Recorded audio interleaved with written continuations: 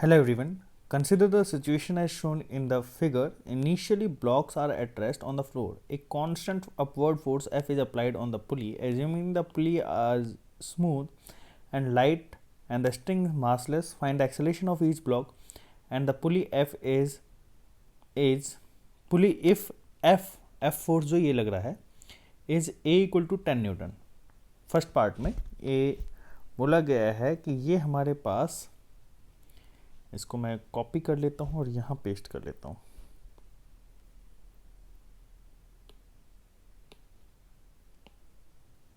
Copy और यहाँ paste कर दिया. अगर ये इस कंडीशन में बोला गया कि फर्स्ट कंडीशन ये रहा, इस कंडीशन में बोला गया कि F फोर्स की वैल्यू 10 न्यूटन है. अगर यहाँ पे F फोर्स 10 न्यूटन होगा तो यहाँ पे स्ट्रिंग के अंदर जो F फोर्स लगेगा, टेंशन जो लगेगा वो 5 न्यूटन का जनरेट होगा. हाफ हाफ डिवाइड हो जाएगा, टेंशन 5 न्यूटन होगा. यहाँ पे भी 5 न्यूटन और यहाँ पे भी टेंशन 5 न्यूटन जनरेट होगा. क्लियर. अब देखिए यहाँ पे M1 जो मास है, M1 मास जो गिवन दे रखा है यहाँ पे 2 kg का दे रखा है, तो मतलब कि यहाँ पे नीचे की ओर फोर्स लगेगा 20 न्यूटन और M2 की वजह से 40 न्यूटन. क्या ये दोनों ब्लॉक उठ जाएंगे? नहीं. इन दिस केस ब्लॉक को M2 ब्लॉक को उठाने के लिए कम से कम 40 न्यूटन चाहिए और M1 ब्लॉक को उठाने के लिए कम से कम 20 न्यूटन चाहिए. तो बोथ ब्लॉक डज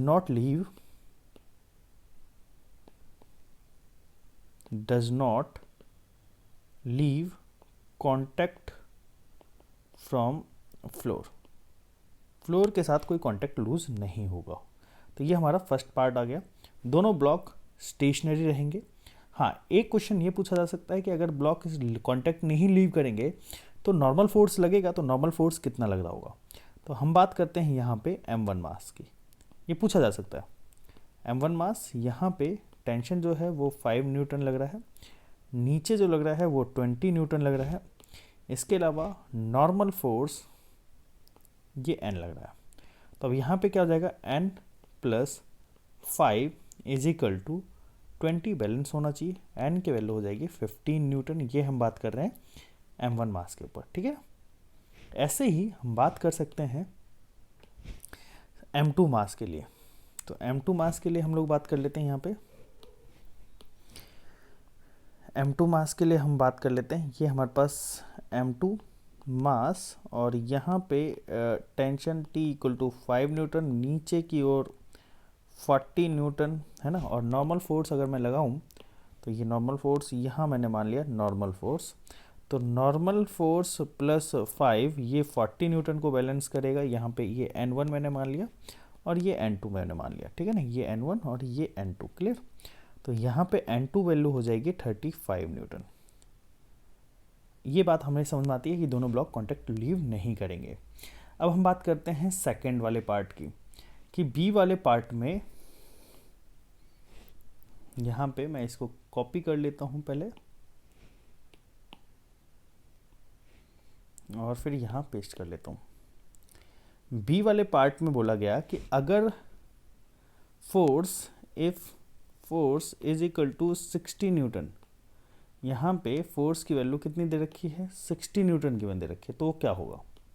तो उस कंडीशन में अगर ये F की वैल्यू 60 न्यूटन गिवन दे रखी है तो यहाँ पे भी 30 न्यूटन लगेगा, यहाँ 30 न्यूटन लगेगा, यहाँ टेंशन, और यहाँ पे टेंशन की वैल्यू 30 न्यूटन लगेगा. यहाँ पे भी टेंशन की वैल्यू 30 न्यूटन और यहाँ पे टेंशन की वैल्यू 30 न्यूटन. नीचे यहाँ पे 20 न्यूटन, यहाँ पे 40 न्यूटन लग रहा है. क्लियर.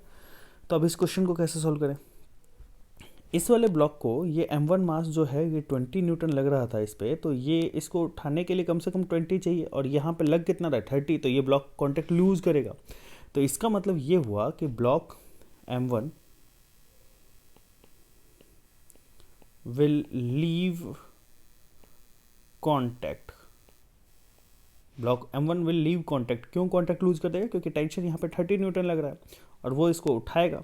तो अगर मैं यहाँ पे इक्वेशन लिखूँ 30 minus T minus 20 is equal to M1 into a क्या एरिया, नहीं, ए जो होगा यहाँ पे एक्सेलरेशन होगा, सॉरी, m1 a1। तो t की वैल्यू यहाँ पे 30 माइनस 20 और m की वैल्यू है यहाँ पे 2 kg और a1 2 kg। क्लियर। तो यहाँ आ जाएगा 10 डिवाइडेड बाय 2, a1 की वैल्यू हो जाएगी यहाँ पे 5 मीटर पर सेकेंड स्क्वायर। क्लियर। ये बात आप लोगों को समझ आती है। इसके लिए मैं एक पेज और ऐड कर देता हूँ। ये आ गया, ये पेज हम लोगों ने ऐड कर दिया। तो ये m1 की वैल्यू हमें, m1 का एक्सेलरेशन हमें पता लग गया। कॉन्टैक्ट टू लीव कर गया तो नॉर्मल फोर्स क्या हो जाएगा यहाँ पे, नॉर्मल फोर्स 0 हो जाएगा।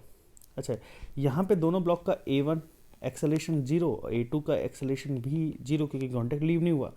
अच्छा, अब यहाँ पे हम बात करते हैं दूसरे वाले ब्लॉक के लिए।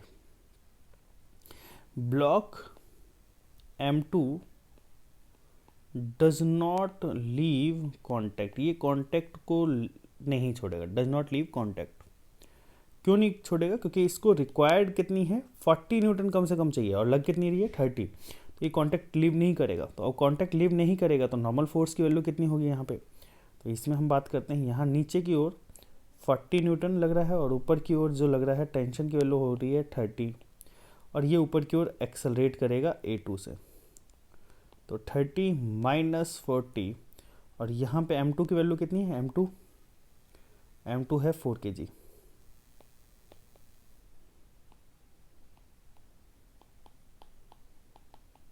ये a2 और ये हो जाएगा 2.5 मीटर पर, नहीं सॉरी यहाँ पे मिस्टेक हुई है, सॉरी यहाँ मिस्टेक हुई है।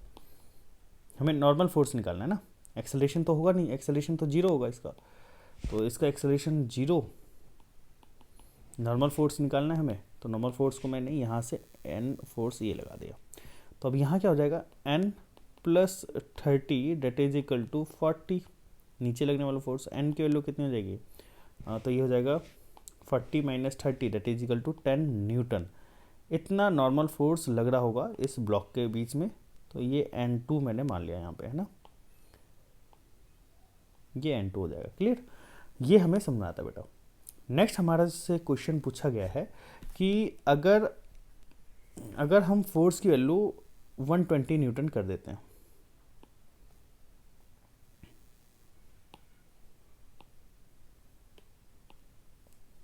यहाँ कॉपी करना पड़ेगा, कॉपी और यहाँ पेस्ट। चलिए, ये हमसे थर्ड पार्ट पूछा गया है। सी पार्ट में, ये सी पार्ट में बोला गया कि इफ फोर्स जो है वो 120 न्यूटन कर दिया जाए तो क्या होगा। तो अगर फोर्स 120 न्यूटन कर दिया जाएगा तो यहाँ पे लगने वाला जो टेंशन हो जाएगा वो 60 न्यूटन हो जाएगा। यहाँ पे भी टेंशन जो लगेगा वो 60 न्यूटन लगेगा। यहाँ पे भी टेंशन 60 न्यूटन लग रहा होगा और यहाँ पे भी टेंशन 60 न्यूटन लग रहा होगा। नीचे की ओर m1 की वैल्यू हो जाएगी 20 न्यूटन और m2 की वैल्यू हो जाएगी 40 न्यूटन। अब यहाँ समझिएगा, हमें ये पता है कि m1 ब्लॉक को उठाने के लिए कम से कम 20 न्यूटन फोर्स चाहिए, बट लग कितना रहा है 60 न्यूटन। तो ये वाला ब्लॉक कांटेक्ट छोड़ देगा। तो यहाँ पे मैं लिखूँगा, क्योंकि दोनों को m1 को 20 और m2 को 40 न्यूटन चाहिए और दोनों से ज़्यादा टेंशन फोर्स लग रहा है। तो इस कंडीशन में both block will leave contact. अगर दोनों कॉन्टैक्ट छोड़ देंगे दोनों ब्लॉक, तो उस कंडीशन में नॉर्मल फोर्स तो क्या हो जाएगा, दोनों ही केस में क्या हो जाएगा, 0 हो जाएगा दोनों ही ब्लॉक के लिए, फॉर बोथ ब्लॉक, है ना। अब दोनों ब्लॉक के लिए एक्सेलरेशन की वैल्यू हम निकालते हैं। तो हम बात करते हैं फॉर m1 मास। m1 मास के लिए अगर मैं यहाँ पे फ्री बॉडी डायग्राम बनाऊँ तो ये हमारे पास ये m1 है, नीचे 20 न्यूटन, ऊपर टेंशन जो है 60 न्यूटन और ये ऊपर की ओर एक्सेलरेट कर रहा है ना। ये हमारा m1 60 minus T1 that is 2 into A1, ये हो जाएगा 20 मीटर पर सेकेंड स्क्वायर। एक्सेलरेशन से ये फर्स्ट ब्लॉक ऊपर जाएगा। ऐसे ही अगर मैं बात करूं m2 मास के लिए, m2 मास के लिए अगर मैं बात करूं तो ये हमारे पास m2 मास और ऊपर की ओर टेंशन लग रहा है 60 न्यूटन, नीचे की ओर लग रहा है 40 न्यूटन। ये ऊपर की ओर A2 एक्सेलेरेशन से मूव करेगा, तो 60 minus 40 is equal to 4 into A2, 20/4, ये हो जाएगा 5 मीटर पर सेकेंड स्क्वायर। एक्सेलरेशन से ये वाला ब्लॉक ऊपर की ओर जाएगा। आई होप आप लोगों को ये क्वेश्चन समझ में आया होगा। Thanks for watching this video. Okay bye.